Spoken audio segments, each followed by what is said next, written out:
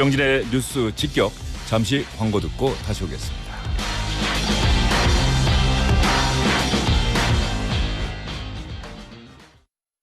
육회 바른 연어, 육회 바른 연어, 생생하게 떠오르는 그 맛.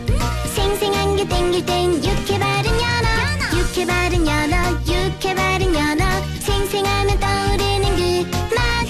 생생한 게 땡길 땐 육회 바른 연어. 청원문의 1644-6895. 평범한 오늘을 특별한 내일로, 일상의 모든 것이 더 가깝게, 더 나은 내일로 연결되는 브랜드 시티의 중심. CTOCL 7단지 4월 오픈 예정. 032-831-1141 HDC 현대산업개발, 현대건설, 포스코 ENC. 자담 맵소이킥 치킨이 어떤 맛이냐면 시속 200km를 막 달리다가 그다음에 포탄이 터지는 전장에 있다가 캘리포니아 해변에 누워있다 막 그런 킥이 있다는 거지. 흑마늘 소이 소스에 강렬한 킥을 만끽하라. 자담 맵소이킥 치킨. 콕콕콕 거짓말 끝까지 시원하죠. 콕콕콕 거짓말 머리끝 발끝까지 콕콕콕 거짓말 뭉치고 뻐근할 땐 누워만 있으면 피로가 스르르. 장윤정의 안마의자 코지마. 콕콕콕 거짓말 거짓말 안마의자. 집에도 여행도 닥터필 닥터필. 파리도 뉴욕도 방콕도 닥터필 닥터필. 세계를 누비는 대한민국 필터 샤워기 닥터필. 셰프 에드워드 리입니다. 나비엔과 매직이 만나 대한민국 주방이 쾌적해집니다. 초고화력 인덕션과 자동 연동되는 3D 에어후드, 미세 화력 조절까지 가능한 가스레인지와 스마트한 전기 오븐, 전자레인지까지. 와우, 어메이징. 새로운 주방 시스템의 탄생. 나비엔 매직.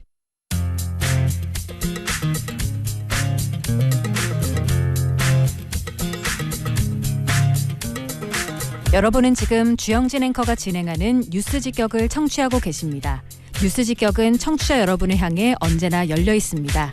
100원의 정보 이용료가 부과되는 유료 문자 샵 1035, 인터넷 라디오 고릴라 게시판과 유튜브 채팅창을 이용해 다양한 의견 보내주세요.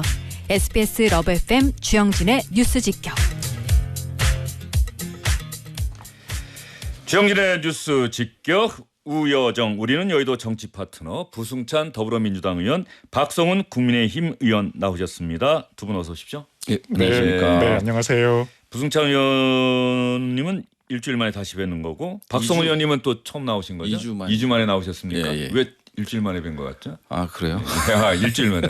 예. 네, 저는 처음입니다. 박성훈 의원님은 우리 청취자 여러분께 좀 네. 자기소개 좀 부탁드리겠습니다. 네, 부산 북굴 출신이고요. 지금 국민의힘 원내 부대표를 맡고 있습니다. 국민의힘 원내 부대표. 네. 예. 대통령실 국정기획 비서관, 그리고 해양수산부 차관, 그리고 부산광역시 경제부시장을 역임을 했고요. 네, 기획재정부에서 공무원 예. 생활을 쭉 했습니다. 예. 경제관료 출신이시군요. 네, 예. 그런 면에서 보면은 뭐 부승찬 의원은 그 관료 생활을 잠깐 하신 건가요? 한 몇 년 정도 하셨죠? 그렇죠. 예. 이제 뭐 대변인, 국방부 대변인, 예, 장관 보좌관, 예, 예, 국방부 장관 보좌관하고요. 국방부 장관 보좌관, 예. 예.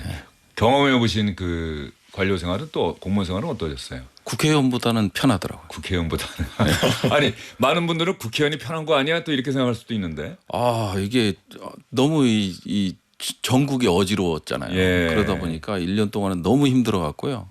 딱 끝나고 나니까 헌재 판결 나오고 나니까 예. 결정 나오고 나니까 뭐 안 생기던 두통부터 시작해서 뭐 이게 소화장애 뭐 이런 것들이 흡사 긴장이 풀어지면은 뭐 몸이 좀 아프듯이 뭐 그런 겁니까? 그냥 뭐 무조건 앞으로만 달렸잖아요. 예. 1년간 앞으로만 달리다 보니까 박성훈 의원님은 오랜 또 경제관료 생활을 하셨는데 네. 그때와 국회의원 할 때 비교해 보면 어떻습니까? 많은 선배 의원님들이 예. 의원 생활이 훨씬 편하다고 말씀을 해주셨는데요. 예. 아시는 것처럼 비상계엄 사태를 예. 거치면서 굉장히 어려운 그리고 예. 힘든 시기를 보냈죠. 예, 알겠습니다. 네. 그 힘든 시기 또 어쨌든 헌법재판소의 파면 결정에 따라서 이제 조기 대통령 선거가 치러지게 됐습니다. 이제 6월 3일이니까 뭐 한 달 하고도 한 열흘 정도 남았습니다. 정말 이 40일이 또 대한민국 앞으로의 운명을 좌우할 중요한 대통령 선거가 아닐까 싶은데 말이죠. 국민의힘이 잠시 뒤에 1차 경선 통과는 4명을 발표하는데 네. 박 의원님도 3명은 안정권이라고 보세요? 그렇죠. 빅3 세 분은 안정권에 들어가 예. 있다고 보고요. 나머지가 이제 뭐 나경원 후보가 될지 안철수 후보가 될지 그 부분에 대해서는 많이 의견이 갈리고 예. 있는 상황입니다. 김문수, 홍준표, 한동훈. 네. 뭐 이건 순서에 상관없이 제가 그냥 말씀드리는 건데 그 3명은 안정권인데 왜냐하면 또 완전 뭐 국민 여론조사의 100%라고 해서 물론 네. 국민의힘과 무당층을 대상으로 한 여론조사이긴 합니다만 나경원, 안철수, 나경원 두 사람 가운데 누가 이 4명 안에 들어갈 것이냐 초미의 관심사예요. 박 의원님이 조심스럽게 한번 전망해 볼 수 있습니까? 큰일 납니다. 예. 네, 굉장히 조심스럽기 예. 때문에 노코멘트 하겠습니다. 노코멘트. 네, 그럼 들리는 얘기는요? 이건 박 의원님의 생각이 아니라 들리는 얘기는 어떻습니까? 뭐 몇몇 의원님들은 나경원 의원님이 아무래도 이제 당원 투표에서 유리한 부분이 있기 때문에 조금 유리하지 않을까 말씀하시는 분도 계시고요. 예. 근데 투표는 아마 열어봐야 될 것 같아요. 예. 네. 안철수 후보도 대선에 여러 번 또 출마를 한 적이 있어서 인지도라고 하는 측면에서는 뭐 누구에게도 밀리지 않는 그렇죠. 정치인인데 국민의힘에 또 얼마나 많이 그동안 많이 이렇게 착근했느냐. 그렇죠. 동화되어 있는지 이런 부분에 있어서는 사실 조금 퀘스천이 붙기는 하는 것 같습니다. 박 의원님은 안철수 후보와 뭐 식사를 해보거나 이야기를 좀 길게 나눠보신 적이 있습니까? 그런 적은 없고요. 없으십니까? 네, 네. 한 번 정도 식사를 예. 했던 것 같습니다. 나경원 의원하고는 뭐 자주 자주 뵙게 하고. 되고요. 네. 그러면은 그 식사 빈도수에 따르면은 나경원 의원 쪽에 좀 이렇게 마음이 가 계신 건가요? 어떤가요? 저희는 이재명 후보를 이길 수만 있다면 누구든지 예. 네. 그런데 정 세우고 싶습니다. 이 나경원 안철수 후보 가운데 누가 4명 안에 들어가느냐가 상당히 또 국민의힘 경선에서 의미를 갖는 게 이른바 찬탄 반탄 요즘 그런 표현도 많이 쓰지 않습니까? 부승찬 의원도 뭐 국민의힘 경선판 돌아가는 거 언론 보도나 이렇게 예. 방송하시면서 많이 들었을 텐데 예. 안철수 의원이 들어가면 찬탄과 반탄이 2대 2로 나뉘게 되는 거고 나경원 의원이 들어가게 되면은 3대 1이 되는 거죠. 반탄이 3, 찬탄이 1 이렇게 되는 것 아니겠습니까? 네, 그렇죠. 그런 측면에서는 구도. 예, 구도상으로는 그런데요. 제가 봤을 때도 저는 이제 탄핵 그 인용 결정되기 전에 윤석열 전 대통령의 지지율을 보면 상당히 높았거든요.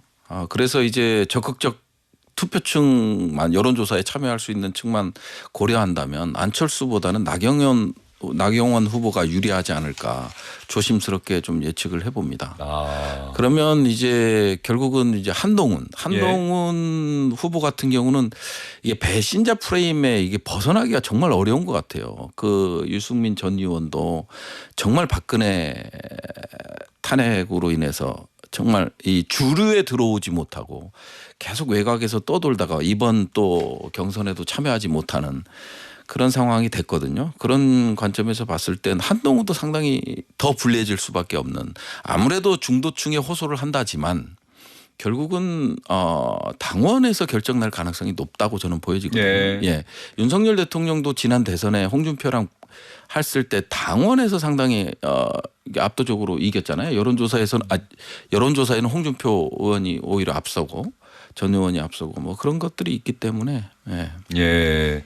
저는 뭐 반탄 찬탄 이런 구도를 가지고 저희 당내 경선을 보는 거는 조금 아니라고 보여지고요. 결국 우리 당이 가지고 있는 미래에 대한 비전 그리고 시대 정신이라고 할 수 있는 통합이라든지 뭐 경제 살리기, 국가 정상화 이런 쪽에서 얼마나 소구력 있는 메시지를 효과적으로 낼 수 있느냐 이런 부분들을 유권자분들이 많이 봐주시지 않을까 그렇게 기대를 하고 있습니다. 박 의원님이 지금 말씀하신 거는 대단히 아름다운 말씀을 해주셨는데 실제로 국민의힘 경선이 그런 지금 박 의원께서 말씀하신 것처럼 치러지고 있느냐에 대해서는 물론 언론이 기자들이 너무 싸우는 것만 부각시켜서 그렇다라고 말씀하실 수도 있는데 또 보면 나경원 안철수 의원 같은 경우는 정말로 상당히 강하게 상대방을 뭐 뻐꾸기라고 비유한다든가 자유통일당으로 가라라고 하든가 이렇게 이야기를 하고 있는데 두 후보의 이야기가 준비가 돼 있으면 한번 들어보고 나서 우리 박 의원님께 질문을 좀 드려보도록 하겠습니다. 네. 나경원 후보 윤석열 전 대통령을 끌어들이지 말라고 하셨죠. 달면 삼키고 쓰면 뱉는 것도 이 정도까지는 못합니다. 탄핵 각하를 외치던 분이 탄핵이 인용되자마자 대선판에 뛰어든 모습 당원들은 다 기억하고 있습니다. 모렴치의 끝입니다. 뻐꾸기가 남의 둥지에 가서 알렸는 거잖아요. 안철수 후보는 이게 대선 때마다 이 당 저 당 다니시더라고요. 그리고 늘 누구 손을 들어주시고 하는데 그래서 어제도 안철수 후보님 말씀 자꾸 하시던데요. 급하신가 봅니다. 자, 안철수 후보와 나경원 후보가 서로를 향해서 상당히 날을 세우는 이야기 여러분 들어보셨습니다. 잠시 뒤 두 후보의 운명이 결정이 되는데 지금 국민의힘 경선에서 박 의원님 네. 아까 말씀하신 것처럼 뭐 국가 미래의 비전, 통합 또 경제 정책 이런 이야기들에 국민들이 관심을 가져주실 거라고 기대한다고 하셨는데 보면 국민의힘 대선 후보 경선에 나선 후보들이 하는 이야기의 상당수는 공통된 이야기는 결국 반 이재명 후보는 안 된다. 네. 혹시 이런 네거티브적인 경선 전략이 아닌가 이렇게 생각하시는 분들이 많은데 저는 그거를 네거티브라고 보진 않고요. 예. 네거티브는 후보가 가지고 있는 도덕성이라든지 드러나 있지 않은 그런 수면 밑에 좀 드러내고 싶지 않은 이야기들을 끄집어내는 거고 국가의 미래를 볼 때 과연 이재명 세력에게 대한민국을 맡길 수 있느냐 이 부분에 대한 논의는 치열하게 이루어지고 있는 것 같습니다. 결국 언론에서도 말씀하고 계시는 다양한 후보들이 이런 공감대 하에서 우리가 어떻게 전략적으로 싸워나갈 수 있느냐.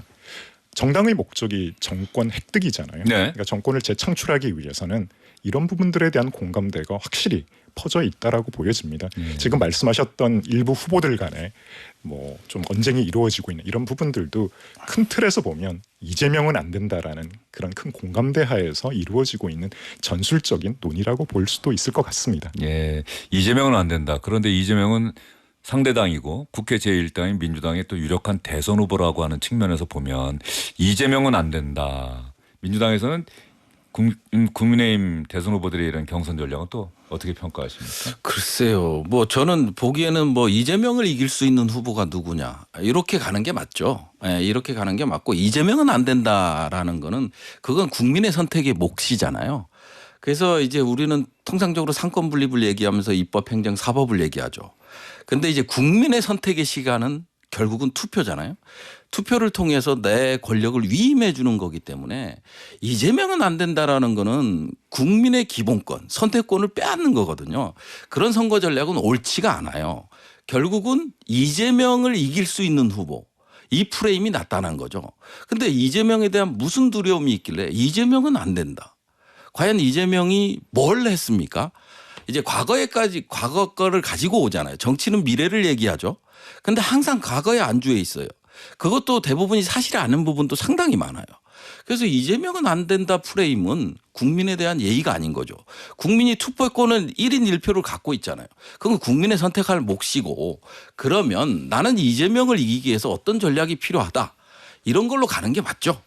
예. 네. 근데 이제 동의하기 어려운 얘기를 하니까. 박성훈 의원은 또 여기에 또 하실 네. 말씀 있으실 것 같아요? 그래요. 뭐 5개 사건, 뭐 12개 범죄 혐의 굳이 제가 말씀을 드리지 않아도 이제 국민 여러분께서 과연 미래를 이야기하고 새로운 담론을 꺼내기 시작할 때 한 이런 범죄 혐의가 있는 후보를 우리가 대통령으로서 받아들일 수 있느냐. 그리고 지금 치열하게 각국이 경제 전쟁을 하고 있는 그런 시기잖아요. 결국 미래를 위해서 나아가야 하는데 국가의 위상이나 국가의 경쟁력 그리고 우리 사회가 가지고 있는 포용의 힘을 보여주기 위해서는 이제 새로운 인물이 대한민국을 이끌어가야 되지 않겠냐는 그런 기대와 바람이 함축되어 있는 그런 발언이라고 제가 말씀드리고 싶습니다. 예. 그런데 국민의힘 후보들의 경쟁력이라고 할까요? 여론조사에서 나타나는 그 여론조사 수치. 뭐 이걸 보면 이재명 후보 한 명에 국민의힘 후보들 다 합쳐도 이재명 후보에 못 미치는 그리고 정당 지지도 같은 경우도 제가 보면은 조금씩 국민의힘과 민주당 간의 격차가 뭐 좁혀지질 않고 더 벌어지는 것 아닌가 싶은 생각이 좀 드는데 말이죠. 뭐 이런 현재의 여론의 흐름 이런 부분에 대해서는 국민의힘에서는 어떻게 스스로 평가하는지 좀 궁금해요. 이걸 알면서도 애써 외면하고 있는 건지 아니면 후보가 결정이 되고 한덕수 대행 출마해서 단일화만 하면 한번 해볼 만하다. 그냥 이런 낙관론을 갖고 있는 건지. 그렇지는 않고요. 물론 이제 부정적인 시각으로 보시는 유권자분들에게는 저희가 성찰의 모습을 보여드리는 게 맞겠죠. 또 전향적으로 보게 되면 지금 저희가 내놓고 있는 메시지들이 아직까지 언론에서 충분히 반영이 안 되는 그런 아쉬움도 있는 것 같습니다.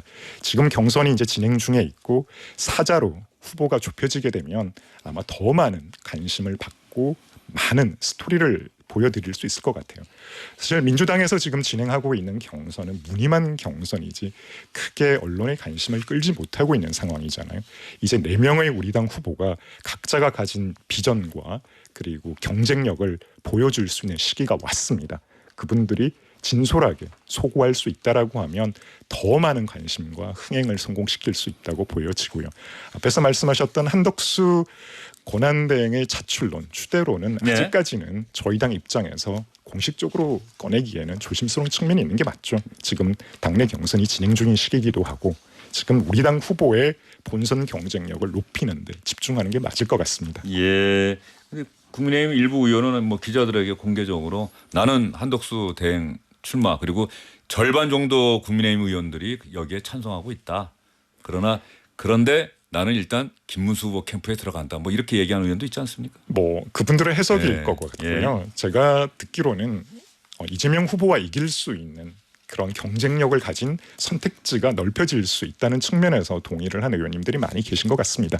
예, 제가 지금 조금 전에 말씀드린 정당 지지도 리얼미터 어제 나온 거죠. 리얼미터가 에너지 경제 신문 의뢰로 지난 16일부터 사흘 동안 1,504명의 유권자를 대상으로 차기 대선 주자 적합도와 함께 정당 지지도도 조사를 했는데 민주당이 48.7, 국민의힘이 32.9%입니다.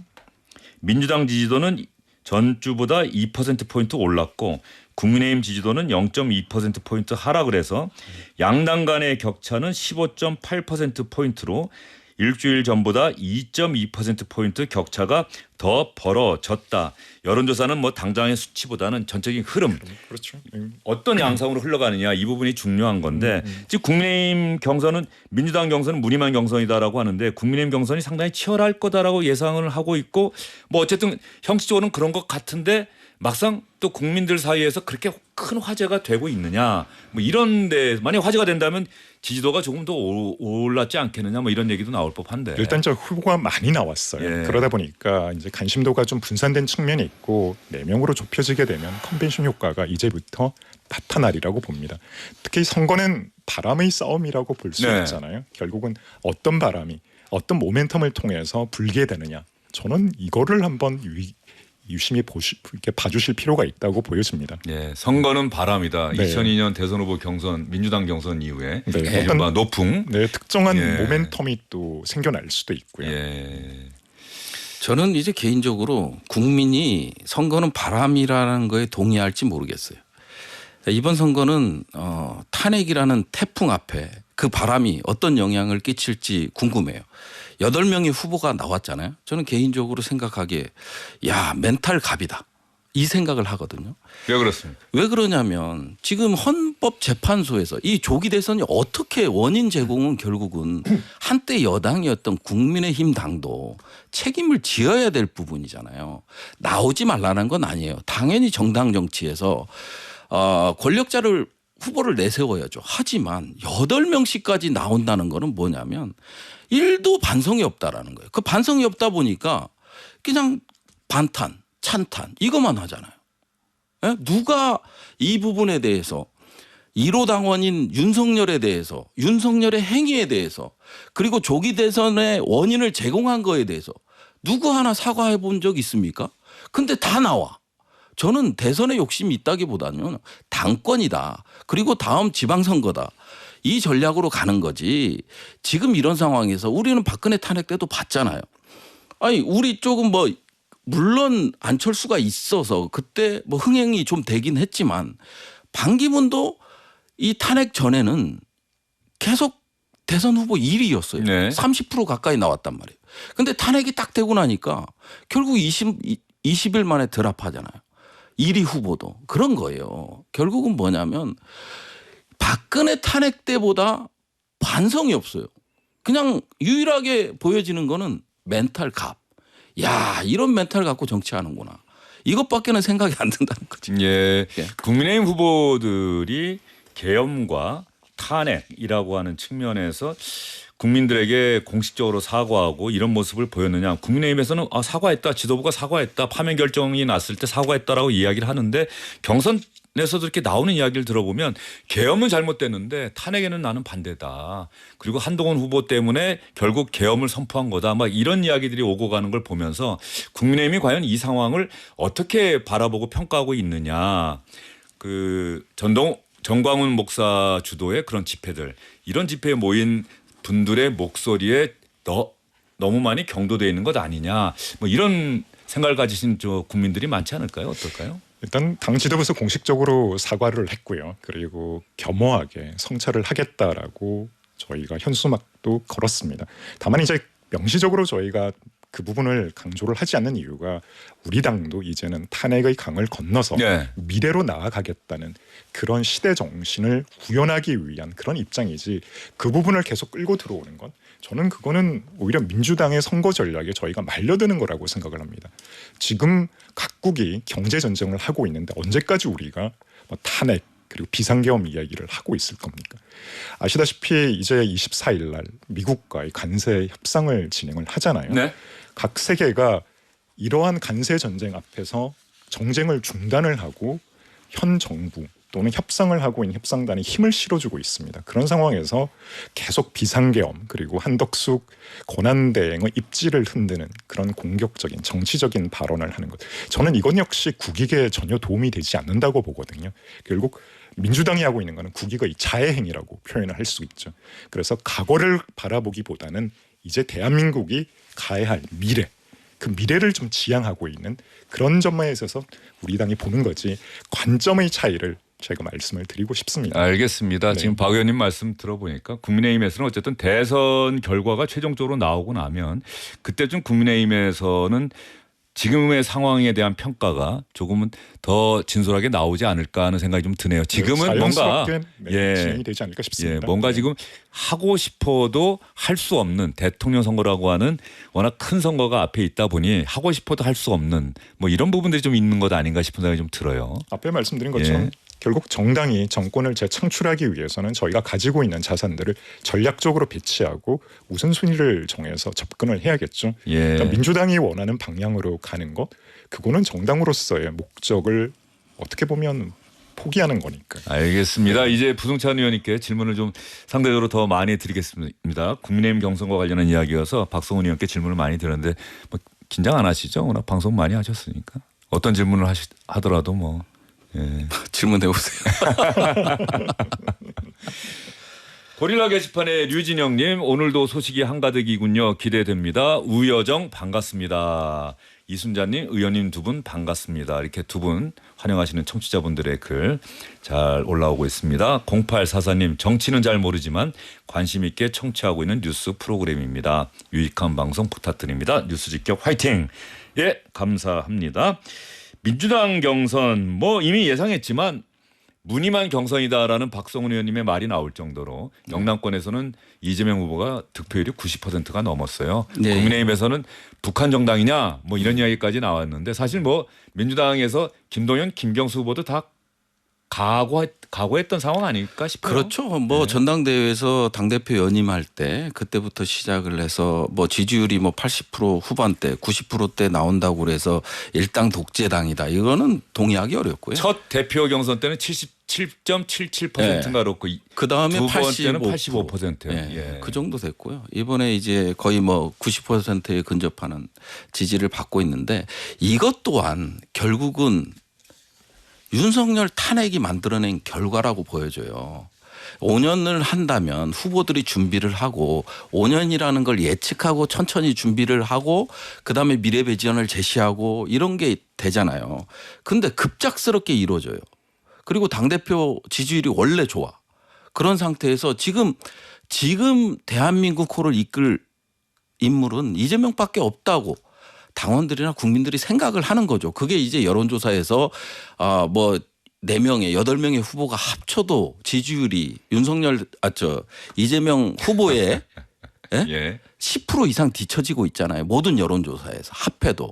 물론 20% 정도가 이제 무응답층이긴 하지만 이 무응답층이 전부 국힘당으로 가는 건 아니잖아요. 이게 또 반반 쪼개질 거고 그만큼 지금 이 결국은 윤석열 전 대통령이라는 그리고 국힘당을 깨부수겠다고 해서 나온 당 윤석열 전 대통령 아닙니까? 그때 녹취록도 공개가 됐고 그래서 윤석열 대통령이 국힘당을 깨부순 게 아니고 깨부술 뿐만 아니라 대한민국을 깨부쉈고 그리고 이런 현상을 만들어낸 거예요. 만일 모든 후보들이 준비할 시간은 있고 그리고 자기가 구현하는 방향 정책 방향이라든지 이런 것들을 국민에 설명할 수 있는 시간이 있었더라면 이 정도로 이재명 후보가 압도적으로 이기지 않죠. 그 과거 사례만 보더라도 탄핵이 없었던 20대 대선만 보세요.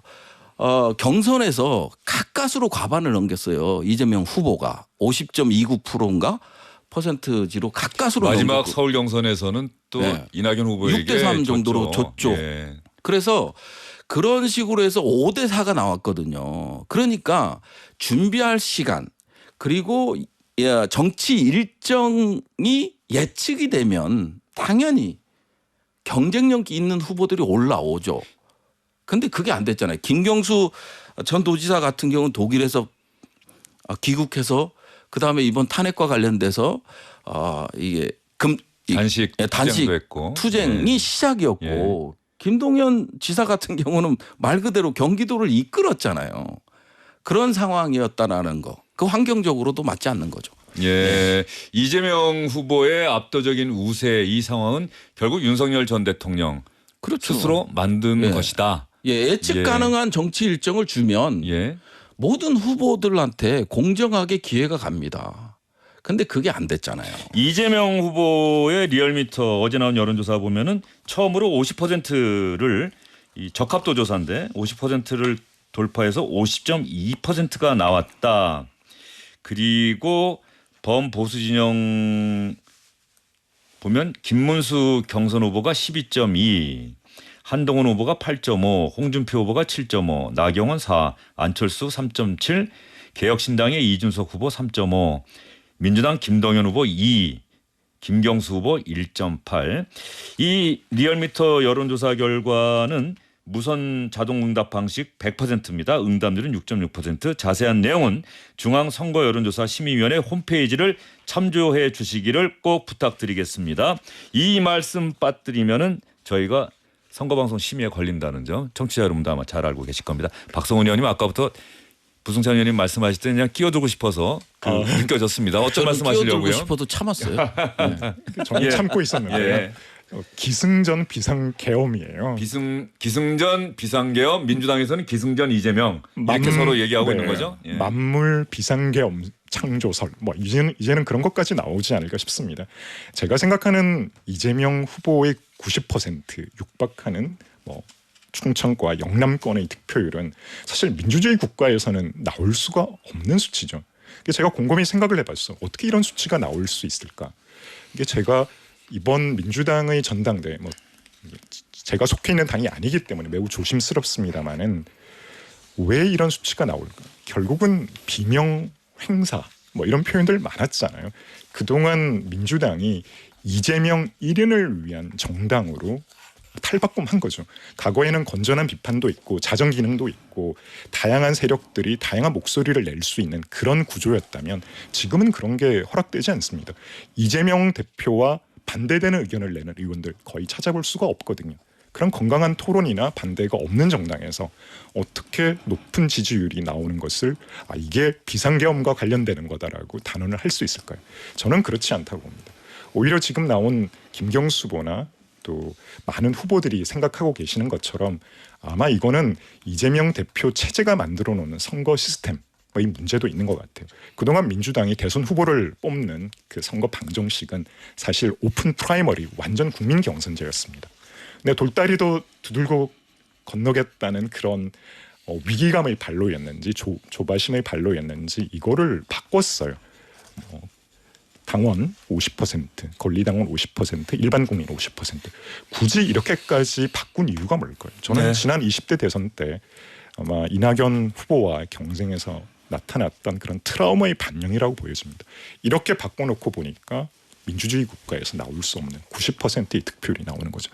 그래서 제가 이번 민주당 경선의 관전 포인트는 이재명이냐 아니냐가 아니라 득표율 90%를 달성할 수 있느냐 아니냐. 그걸로 기결되지 않을까 싶습니다. 예.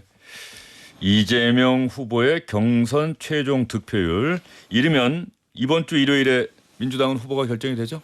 예. 27일. 네. 예. 알겠습니다. 상당히 국민의힘보다는 좀 빠른 속도로 진행이 되고 있고요. 국민의힘은 워낙 나온 후보들이 많아서인지 이르면 29일. 그런데 아마 4명이 격돌하는데 그 가운데 과반 후보가 나오기는 쉽지 않겠죠. 네, 좀 어렵지 않을까 싶고요. 결국은 양자로 갈 텐데. 네, 그렇습니다. 이 양자에 한동훈 후보가 들어갈 것이냐 이 부분이 또 하나의 이제 내일부터는 관심 포인트가 되겠네요. 그렇죠? 네, 그렇습니다. 예, 네. 알겠습니다. 자, 이재명 후보 워낙 압도적입니다. 뭐 각종 여론조사 뭐 여러분 다 보시고 계십니다만 워낙 압도적인데 최근에 어제 우리 후배 기자가 이재명 후보 취재 나갔다가 취재 상황이 이렇다라고 이렇게 올린 글을 보니까 그 이재명 후보 측근들에게 앞으로 이재명 후보는 마이크를 끄고 얘기하는 거를 원칙으로 삼은 겁니까? 라고 질문을 하더라고요. 왜 이런 일이 생겼느냐. 어제 금융투자협의회인가요? 네. 그 간담회를 했는데 그 시작을 할 때 이재명 후보가 스스로가 한 얘기가 있다고 해요. 한번 잠깐 들어볼까요? 청취자 여러분? 괜찮으면 제가 마이크는 좀 끄고 하도록 하겠습니다. 뭐 혹시 말 실수하다가 또 꼬투리 잡혀가지고 네. 증폭기를 쓰면 안 된다 그 말이에요. 네. 여러분 반갑습니다. 네. 자, 이재명 후보가 이제 마이크를 끄고 하겠습니다. 제가 하도 말실수를 많이 하면 또 이런저런 후폭풍이 많다. 증폭기를 쓰면 안 된다 이런 얘기를 했는데 이 증폭기라는 건 또 어떤 의미에서 쓴 말일까요? 아니 이제 그 마이크를 끄더라도 예. 우리가 상임위 할 때 보면 그냥 목소리가 그대로 나오거든요. 나오죠. 예, 예. 뭐 그런 방식인 거죠. 부흥천 의원님이 또 아주 목소리가 잘 들리는 스타일이죠. 아니 그게 아니라 그것도 마이크가 꺼져 있는데 증폭기 때문에 이게 이제 그런 현상이 있는데요. 아무래도 조심스럽죠. 예. 조심스럽고 그다음에 정치인의 말 한마디가 그리고 이제 대선 전국이다 보니까 그리고 이제 유력한 후보이기 때문에 말 한마디가 또 소수지만 다른 분들한테는 또 이게 이 폐부를 찌르는 그런 효과도 있기 때문에 저는 올바르게 가는 것 같아요. 올바르게 가는 것 같고 공식적이고 이런 부분에 대해서는 마이크를 켜고 할 얘기는 다 하지만 이게 토론을 하다 보면 본의 아니게 딱 이 부분만 잘라서 당하는 정치인들이 정말 많잖아요. 예. 뭐 그거는 우리 박 의원님도 동의하실 텐데 아무래도 대선 전국이다 보니까 그런 부분에 대해서 더 신중하고 조심하겠다라는 의미로 받아들였습니다. 앞으로 이재명 후보는 지금 어제 제가 들어보니까는 요즘 이재명 후보의 연설문 써주는 측근들이 대단히 좋아한다 그러더라고요. 정말 원고에 충실하게 읽는다. 예. 그러니까 즉흥적인 이야기를 덧붙이지 않는다. 원고를 읽고 예. 비공개 간담회로 바로 예. 들어가요.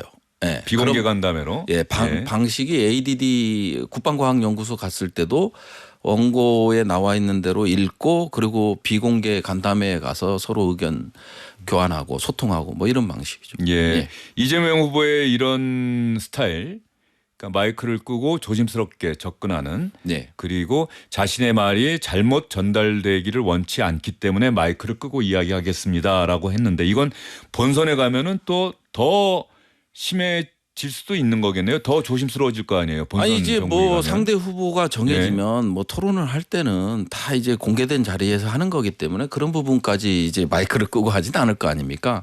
간담회를 하다 보면 이쪽에 뭐 금융 쪽에 있어서 좋은 정책을 얘기하더라도 또 노조에서는 이게 안 좋은 정책으로 받아들일 수 있고 그런 부분들이 많기 때문에 그런 것들을 이제 조심하자는 차원에서 얘기한 게 아닌가. 너무 뭐 신중하게 받아들이는 건 아니고요. 예, 그렇습니다. 예. 이재명 후보가 마이크를 쓰지 않는 이유 중에 하나가 또 선거법 때문이다. 공식 선거운동 기간은 다음 달 12일부터인데 이 기간이 아닐 때는 확성 장치를 쓰는 선거운동을 제한하고 있기 때문이다. 뭐 이런 식의 해석들이 또 민주당에서도 또 기자들 그거는 사이에서 나오고 있는 것 선거법상에 같아요. 저희도 이제 예비 예. 후보로 등록하면 예. 뭐 잘 아시겠지만 지역구 의원이신 마이크를 절대 못 쓰게 하죠. 예, 조심 또 조심하는 이재명 후보의 모습. 국민의힘 박성훈 의원은 어떻게 바라보고 계실까요? 그러니까 평소답지 않은 모습이죠. 평소에 거침없이 말씀을 하시잖아요. 그러니까 마이크를 쓰지 않겠다. 그리고 본격적으로 본론에 들어가기 전에는 그 내용을 기록을 하지 않겠다. 또는 대중에게 알리지 않겠다. 이런 부분들은 제가 생각할 때는 본인이 가지고 있는 속마음과 공식적으로 내뱉는 말이 상충하기 때문에 그러지 않을까요?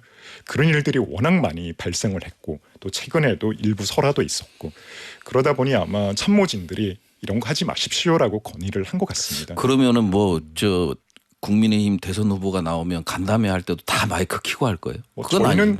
그런 그건 부분에 아닐 있어서는 거예요. 간담회를 아직까지 하잖아. 결정된 건 아니죠. 간담회를 하게 되면 통상적으로 마이크가 설치가 안 되죠. 그게 기본적인 네, 예. 아니 기본적이잖아요. 간담회를 하는데 공식적으로 공개된 간담회, 공식 일정, 그다음에 이제 간담회 같은 경우는 이제 소화하고 들어가서 간담회를 하잖아요. 그런 경우를 많이 겪어 보셨잖아요. 그렇죠. 비공개로 진행하겠습니다라고 하는 순간부터 그렇죠. 비공개로 들어가는 거지.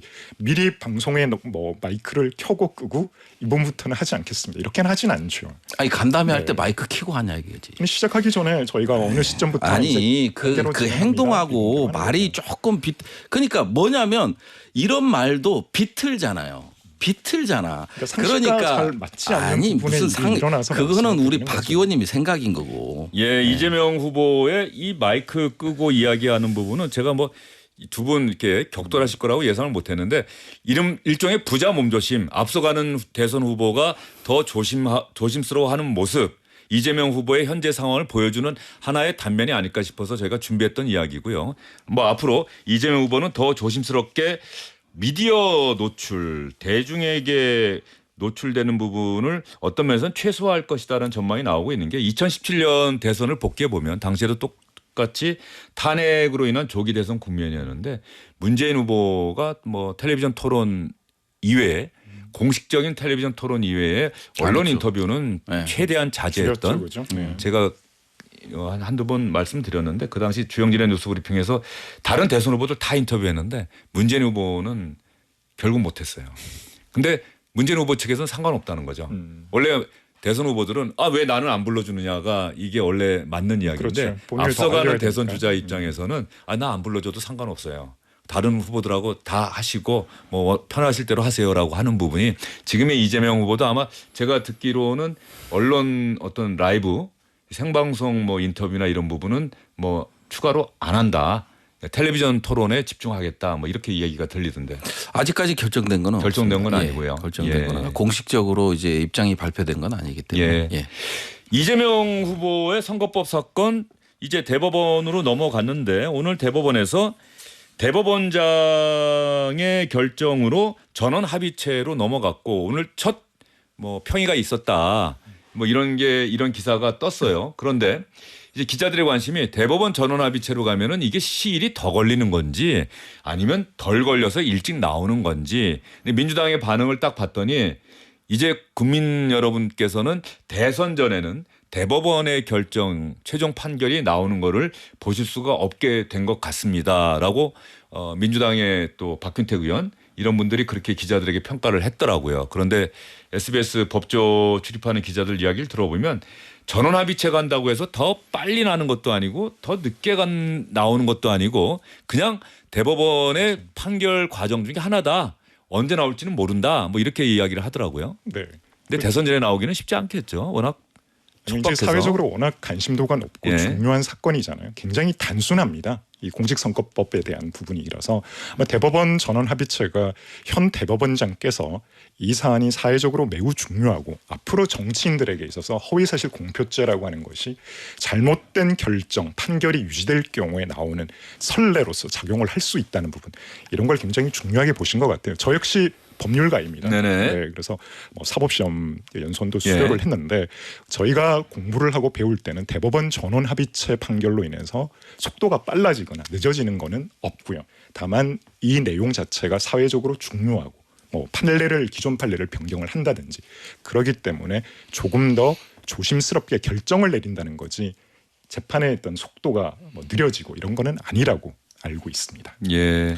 상당히 이 대법원장이 직접 전원 합의로 올린 거잖아요. 그러다 보니까 그만큼 관심을 갖고 있다라는 거고 상당히 민감한 사안이라는 건 그렇게 보는 것 같아요. 원래 그러니까 주심 대법관이 해야 되는 건데. 근데 이제 보면은 전원 합의로 간다면은 어찌 됐든 아까 동의하는 부분이에요. 동의하는 저는 뭐 법조인은 아니지만 동의하는 부분인데 결국은 기존에 해왔던 평균 시간 내 결정을 하려고 하겠죠. 다만 이제 대선이 있고 당선이 되고 취임이 된다면 이런 일정이 스텝이 꼬일 가능성이 상당히 높잖아요. 그런 부분들이 좀 있을 것 같고 뭐 한때 이낙연 전 총리가 주장했던 파기자판 뭐 이런 것도 이제 결정을 해야 될 거고 이걸로 할지 갈지 유죄 판결을 뭐 대법원에서 판결을 할지 선고기일도 정해야 되고 그다음 본안 논의도 해야 되고 그래서 이제 평의가 시작됐기 때문에 실질적으로 대선에 영향은 줄 것 같지는 않습니다. 예, 네. 알겠습니다. 대법원의 전원합의체 회부 이 부분이 또 기사가 된 것 같아서 두 분께 좀 질문을 드렸고요. 자연스럽게 저희 이야기는 여전히 사그라들지 않고 있는 한덕수 대통령 권한대행 출마론 이 부분으로 넘어가 보도록 하겠습니다. 한덕수 대행이 오늘 국무회의가 있었는데 국무회의에서 어떤 이야기했는지 여러분 혹시 들어보셨는지 모르겠습니다. 오늘도 경제와 관련한 이야기를 가장 많이 했는데요. 한번 들어보도록 하겠습니다. 이번 만남은 우리와의 통상관계 중요성을 고려한 미국 측 제안으로 성사되었으며 양국 경제 동상 책임자 간 허심탄회한 대화와 협력을 바탕으로 상호 이익이 되는 해결책을 마련하는 물꼬를 틀 것으로 기대합니다. 한국 시각으로 오는 24일 모레 밤에 미국에서 있을 예정이죠. 한미 2+2 경제 통상 협의 이 부분은 미국의 요청으로 이루어지게 된 것이다. 그만큼 미국이 한국을 중요하게 생각한다. 이런 취지로 이야기를 하고 있는 건데 한덕수 대행의 이 이야기가 나오기 직전에 민주당에서 공개적으로 한덕수 대행 탄핵해야 한다. 탄핵론이 제기가 됐다고 하고요. 그 이야기를 들은 국민의힘에서는 또 해볼 테면 해봐라. 이런 이야기가 나왔는데 한덕수 대행이 사실은 해야 될 얘기 아닙니까? 국민의힘이 아니라. 그런데 어쨌든 국민의힘에서 한덕수 대행을 대신해서 또 그런 이야기를 했다고 하는데 한번 들어볼까요? 한덕수 국무총리를 지체 없이 직무정지시킬 것을 공개 제안합니다. 42일밖에 남지 않은 대통령 선거를 중립적으로 공정하게 관리해야 할 최고 책임자가 엉뚱하게 출마를 고민하고 있습니다. 국무총리 탄핵 소추를 즉각 추진합시다. 탄핵 사유가 전혀 없음에도 민주당이 정치형 목적으로 탄핵을 하겠다 그러면 하십시오. 자신 있으면 하길 바랍니다. 덮박에 그치지 말고 실행에 옮기길 바랍니다. 재밌는 현상이에요. 원래 민주당에서 탄핵 이야기를 꺼내면 국민의힘에서는 이 국정을 마비시키려고 하느냐라고 해서 계속해서 비판을 했는데 한덕수 대행에 대해서만은 이상하게 할 테면 해봐라 이렇게 이야기를 나오는데 민주당이 사실 그동안 좀 고민한다. 원래 한덕수 대행과 최상목 경제부총리는 탄핵해야 한다는 당위론이 민주당 안에 존재하고 있다는 걸 제가 알거든요. 그런데 초선 의원들 그렇죠. 중심으로. 예. 그런데 사실 현실 정치 또 대선을 앞둔 상황에서 이거 조심해야 된다. 신중론이 우세했었는데 오늘 정책위 의장을 당직을 맡은 국회의원이 공개적으로 탄핵을 제안했다. 이건 어떻게 봐야 됩니까? 뭐 저도 이제 원내 부대표니까 그 논의 과정이 있었고요. 이제 팽팽합니다. 이제 근데 문제는 뭐냐면 이제 한덕수 과연 총리가 이게 파이낸셜 타임즈 인터뷰하고 CNN 인터뷰 때문에 그런 것 같아요. CNN에서는 미국하고 대응하지 않겠다. 그래서 미국의 요구 조건을 들어주겠다라는 뉘앙스가 있었고요. 그다음에 파이낸셜 타임즈에서도 이제 뭐 보훈론 얘기하고 뭐 이런 식으로 이제 미국에 적극적으로 협조할 것 같은. 그래서 이제 28분간 트럼프하고 통화한 내용 중에 트럼프가 올린 거 SNS에 올린 게 뭐냐면 원스톱 쇼핑이라는 걸 올렸잖아요.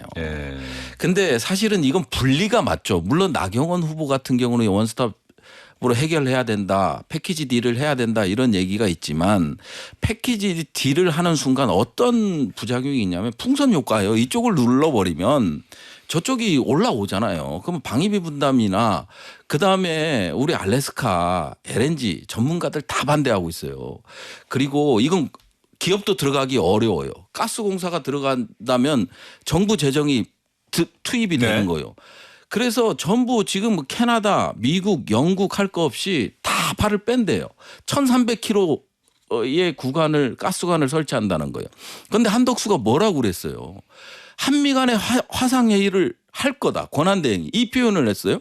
근데 정부 간 화상회의가 아니었어요. 이런 식으로 다 보면요. 이게 한덕수가 하는 게 과연 권한대행이 맞는지. 그리고 자기 방어하면서 아니 권한대행하고 대통령의 임무는 다르지 않다. 이런 표현도 써요. 이게 말이 되는 겁니까? 예. 대통령 권한대행의 임무 이 얘기를 좀 하셨어요. 예. 지금 진성준 정책위장 얘기를 들어보면 선거 관리를 엄정하게 해야 하는 대통령 권한대행이 대선 출마를 고민하고 있다. 이것만으로도 탄핵 소추 사유가 된다. 지금 이렇게 보고 계시는 것 같아요. 민주당에선. 예. 국민의힘은요? 제가 이제 부의원님 말씀 들어보니까 민주당이 한덕수 포비아에 지금 빠져 있는 게 아닌가. 사실 관세 전쟁에 트럼프발 관세 전쟁을 앞장서서 싸우는 포비아라는 표현은 좀 수정해 주세요. 뱅이가 싫어요. 어떻게 총리야 그게. 그러니까 포비아라는 표현은 공포감을 조성하는 거잖아요. 한덕수가 무슨 공포감이 있어요. 공포가 두려움이 아니라 그냥 싫다. 그냥 짜증나잖아요. 어떻게 본인의 대통령의 고유 권한은 결국은 선출된 거잖아요. 국민이 선출한 거잖아요. 국민이 뽑은 거고 이래서 이렇게 해라는 건데. 정통성과 정당성 거기에서 나오는 거죠. 대통령이. 근데 그럼에도 불구하고 업무가 같다라는 표현을 쓸 수 있습니까? 그건 아니죠. 왜 이렇게 권한대행을 흠집을 내려고 할까요? 우리가 전쟁 앞두고 장수를 밑에서 흔들지는 않잖아요. 지금이 가장 중요한 골든타임입니다. 90일간의 관세 유예 기간을 받았고요. 우리나라를 포함해서 미국이 5대 협상 우선 대상국으로 지정을 했습니다. 이번에 5대 협상 우선 협상. 아니 그게 제가 보면 좀 말씀 좀 드릴게요. 잠깐만 얘기하시죠. 앞에서 말씀하셨던 것처럼 이번에는 무역만 하는 게 아니고요. 또 다양한 의제들이 올라갈 수 있죠. 안보도 올라갈 수 있고 환율도 올라간다는 이야기가 있습니다. 우리나라에서 지금 가장 협상을 잘하고 미국을 잘 알고 경제 전문가가 물론 많은 분들이 있으실 수가 있죠. 저는 한덕수 권한대행 말고는 잘 떠오르지가 않습니다. 그런 분이 나서서 미국과 협상을 하겠다는데 우리가 흔든다? 저는 이거에 우리가 가지고 있는 협상력 자체도 와해시킬 수 있다고 보여지고요. 국익 앞에서는 저는 양보할 부분들은 충분히 양보할 수 있다고 생각을 합니다. 정쟁도 국경 앞에서 멈춘다는 말이 있거든요. 여야가 국익 앞에서 이런 거 가지고 저는 싸우는 것 자체가 조금 안타깝습니다. 아니 근데 그 말씀 잘하셨어요. 국익은요. 목표는 같죠. 국익에 따라서 국익을 어떻게 설정하느냐에 따라서 전략이 나오는 거예요. 그 과정이죠. 그죠? 제가 말씀드린 포인트는 아직 한덕수 권한대행이 출마를 하겠다는 이야기를 하지도 않았는데 왜 벌써 민주당이 출마를 기정사실화하고 흠집내기 앞서고 있냐는 거죠. 출마를 기정사실화하는 게 아니고요. 그런 게 없다면 이렇게 공격을 할 이유가 전혀 없지 않습니까? 출마를 기정사실화하는 게 아니고요. 상식적으로 한번 생각해 보시죠. 포비아라는 표현이 맞지 않다라는 거예요. 출마 좀 했으면 좋겠어요.